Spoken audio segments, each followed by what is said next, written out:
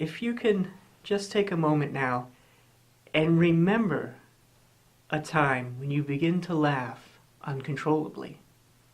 It may have been a very inappropriate time, like in the middle of a class or at a funeral or something like that, but you know that feeling when you just want to bust out laughing, but yet you try to hold it in, and that giggle just starts deep down inside of you and it begins to work its way out as that feeling doubles and then doubles again.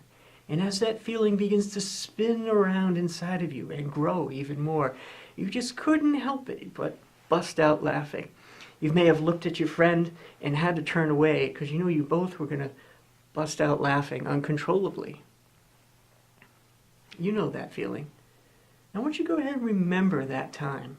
You may not be able to remember what it was that was so funny, but just remember the time. Remember the place. And that feeling and what that was like. Go ahead and double that feeling and then double it again. That's it. Now, did you remember that moment on your own because you decided to, or is it because you were listening to me and I told you to? Or you may have decided, oh, I'm not going to remember that because this guy on this video is telling me to, but then maybe I manipulated you into doing that. And what would be the difference between deciding to do something and being manipulated or influenced into doing something? What's the difference? Now, I can tell you to relax nice and deeply now. And maybe you'll do it right away. Or maybe you'll do it in your own way and in your own time. Maybe wondering how deeply relaxed you can be at any given time. Like if you were just to take a nice deep breath in and then exhale and relax even more in your own time, in your own way. Not because I say so, but because perhaps you want to, you're deciding to. Or maybe you're just responding to what I'm saying as you relax, wondering perhaps how deeply you can go into that state of relaxation. Or even how deep and how far can you go into that feeling of laughing uncontrollably? Which is it going to be? Just like you can become lost and absorbed into a good story or a good movie, wondering how far can you go where you just let go and listen and become involved and absorbed into that story. Now, I knew this guy once. He had a lot of strange hobbies, and one of them was spelunking. He liked to go cave exploring. And he told me this story about this one time in this particular cave that he was exploring, that as he went deeper and deeper underground, beneath the surface, exploring tunnel after tunnel, turning this way and that, going deeper and deeper, wondering what he might find, what he might run into, what he might see, what he might experience. Fascinated with the idea of how deep, how far could he go into this cave. Deeper and deeper, and further, turning this way and turning that way. And then all of a sudden, he took a corner and he came to a large open area, an underground cavern full of stalactites and stalagmites and all of that. The air was so still, yet moist, and he heard the echoes bouncing off the walls of this large cavern. Every small noise echoed around, and he was just in awe of this space that he was in. And then, in that moment, his headlamp went out, and he was in total and absolute darkness. Totally disorientated, unable to find his way back the way he came. Total darkness. And as he described it, the darkness seemed tangible to him, as if he could feel it on the surface of his skin. Total and absolute darkness.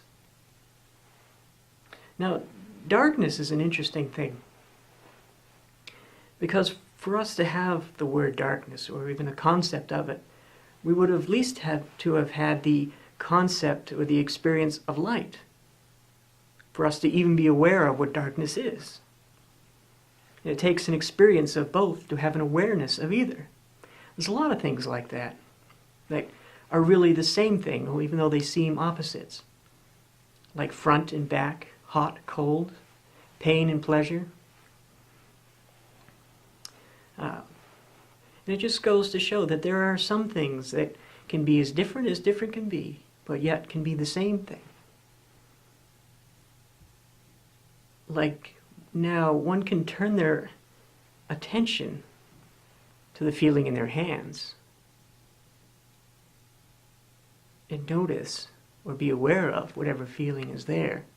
Now, I don't know which of your two hands is the one that is feeling slightly warmer than the other. And on the other hand, I don't know which of your two hands is the one that feels slightly cooler than the other. But one can begin to notice the difference between the two and wonder how much warmer. One hand being warmer and warmer, the other being cooler and cooler, and noticing the difference between the two and how great that difference can be. How much more different, how much warmer, how much cooler. And it just goes to show that you have a hand in your own level of comfort at any given time. These are feelings you are doing. And I don't know how you decided which hand was the one that was feeling warmer and warmer, and which was the hand that was feeling cooler.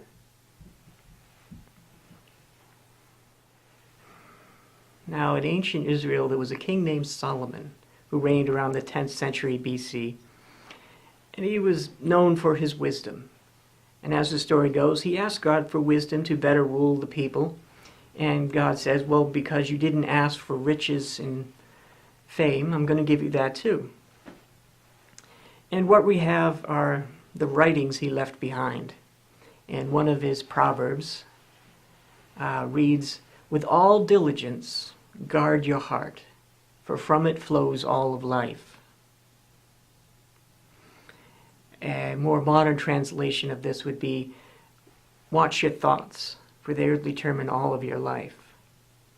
And that's so true. And as we saw with the sensations in your hands, or remembering that time when you were able to laugh uncontrollably, these are things you were doing based upon internal processes, belief systems you've already had. In your response to things in the environment, your response to the words I was saying.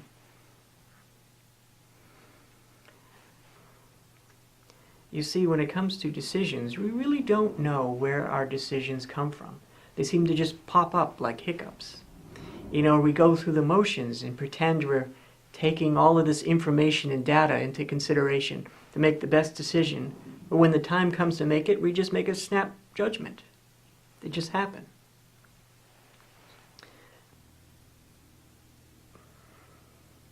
But the thing is, the amount of information in any given circumstance or situation is infinite. So you never could take enough information into consideration. So how were we making this decision? Well, whatever the feeling is. Well, where'd the feeling come from? Well, it is something that you are doing based upon your internal belief systems and programs that were in there ahead of time. So wisdom tells us to take an active part in those programs, in those internal processes. Put the ones in that you think should be there. That way, when you get to the decision, the one that feels right and feels good will be the one you decided on ahead of time.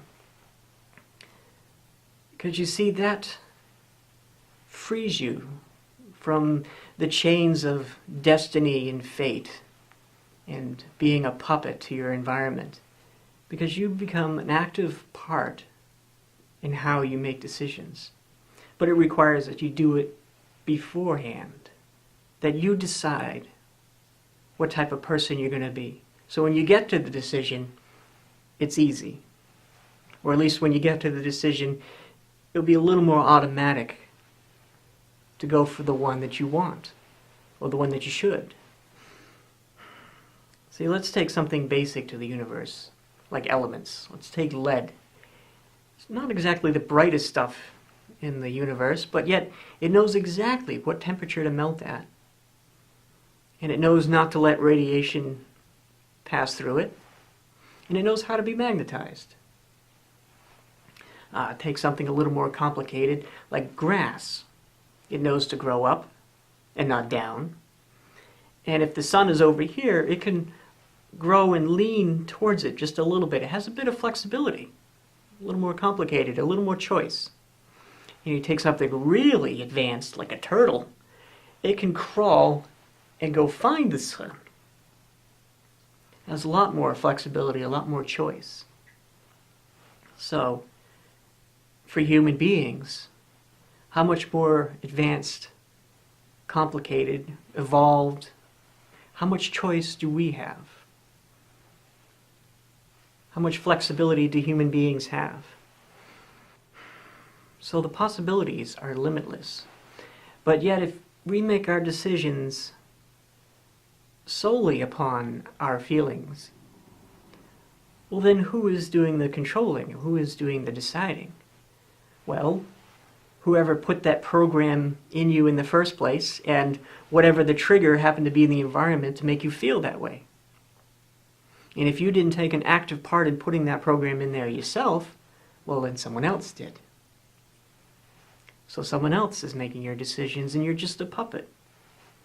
Just a mere reactionary element in this system. Going through the motions.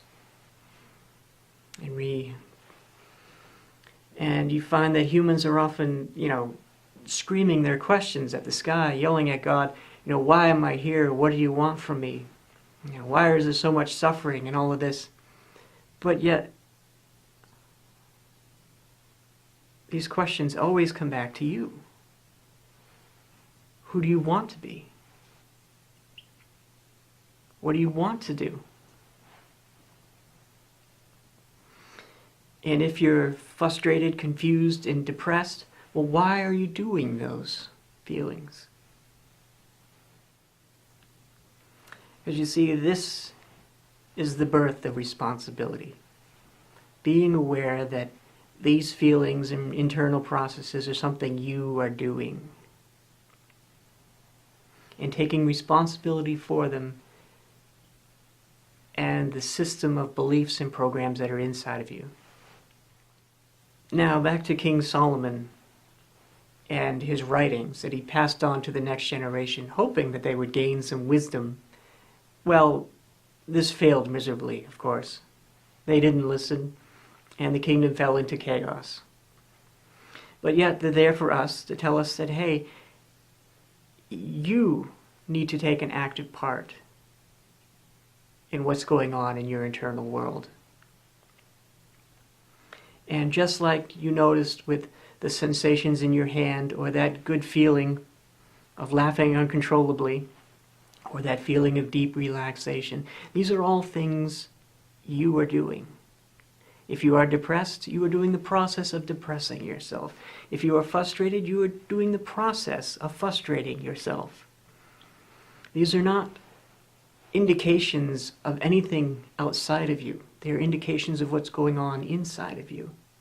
And of course, in the religious world, people often say, I want to feel the presence of God, or I felt the presence of God in this particular situation.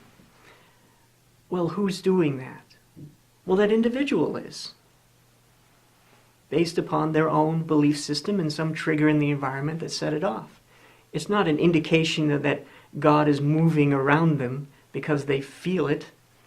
if they feel the presence of God, it's because they are doing the process of feeling the presence of God. They're doing that. Now, back to our story of our friend in the cave in the dark. Well, fortunately, he was wise and planned ahead and carried a spare flashlight in his backpack.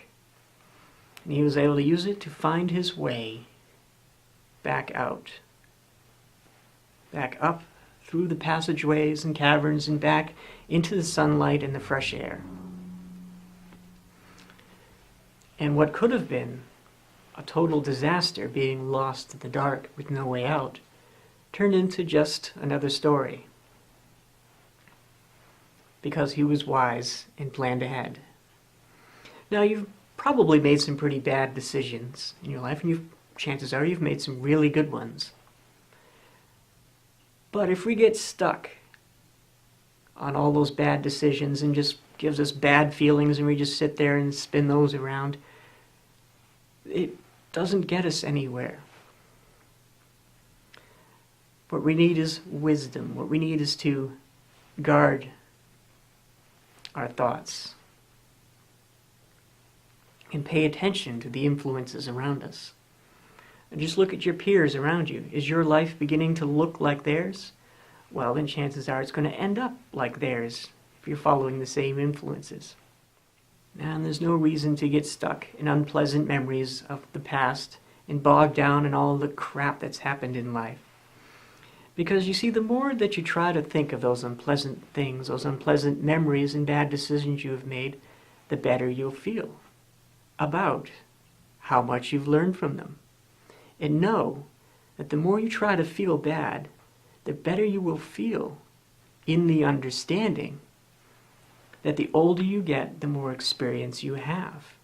And the more you try to stop yourself from preventing the fact that there's nothing else left to do but feel good, you will. Now, of course, you may not have understood anything I've been talking about, but yet I really wasn't talking to that part of your mind anyways.